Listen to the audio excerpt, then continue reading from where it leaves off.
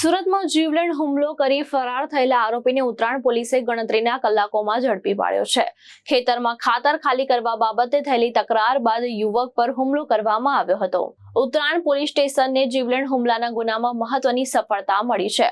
મળતી માહિતી મુજબ ખેતરમાં ખાતર ખાલી કરવા બાબતે થયેલી તકરારમાં યુવક પર જીવલેણ હુમલો કરવામાં આવ્યો હતો.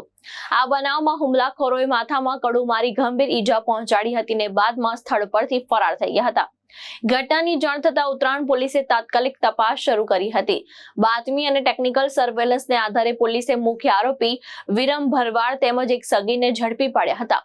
પોલીસ તપાસમાં સામે આવ્યું છે કે આરોપીએ જાહેરમાં ગાળો આપી જાનથી મારી નાખવાની ધમકી પણ આપી હતી. ઉત્તરાયણ પોલીસે ગણતરીના કલાકોમાં જ આરોપીને ઝડપી પાડી આગળની કાયદેસરની કાર્યવાહી હાથ ધરી છે. હાલ પોલીસે આરોપીની વધુ પૂછપરછ શરૂ કરી છે.